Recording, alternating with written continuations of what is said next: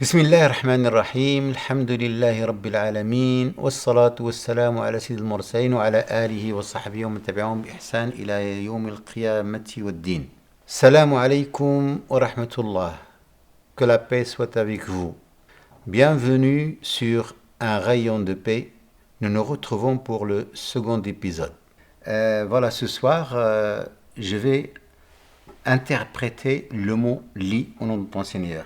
La question lit, si ce n'est pas relier les mots entre eux pour faire une phrase, eh bien, que signifie-t-il alors lit? Lit, ça peut signifier s'instruire, la connaissance. La connaissance, c'est elle qui va éclairer la vie de la personne. Ça peut dire aussi progresser intellectuellement. Lit, c'est aussi comprendre et transmettre un message. Lit, ça peut être se former, progresser en compétences. Lit peut signifier se développer personnellement. Lit, ça peut être analyser une situation, analyser un contexte. Lit peut signifier comprendre un être humain, saisir son état psychique, émotionnel, culturel, intellectuel, déchiffrer ses qualités, ses défauts, son comportement, sa façon d'être, son mode de vie. Lit, ça peut être aussi comprendre une société, ses composantes, son histoire, son mode de fonctionnement, ses valeurs. Lit, ça peut signifier aussi comprendre soi, comment on est, quel est le sens de notre vie. Lit peut signifier être conscient de ce qui nous entoure. Lit peut être expliqué par comprendre le monde qui nous entoure, son fonctionnement, son dysfonctionnement.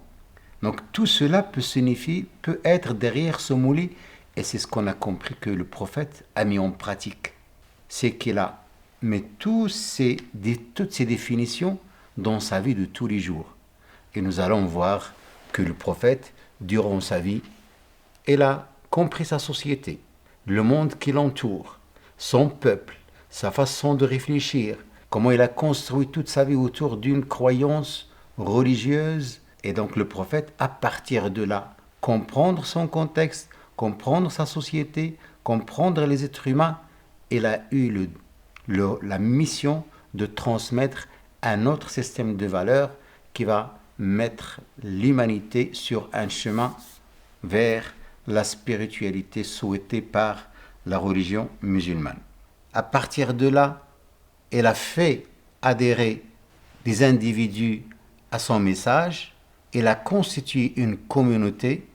Au-delà, elle allait s'installer dans une autre région pour fonder une société qui est basée sur ses fondements de son message qu'elle a compris à travers ce morceau coranique.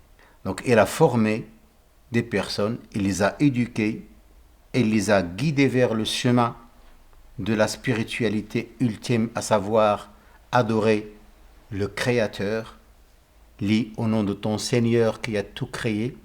Donc il a renvoyé l'humanité vers l'essentiel, vers le Créateur du ciel, le Créateur de la terre, le Créateur des êtres humains, et en les accompagnant avec les révélations qu'il reçoit au fur et à mesure de cette communauté, de cette nation, est né un système de valeurs où il a touché plusieurs domaines qui touchent l'individu comme il touche la famille, comme il touche la société.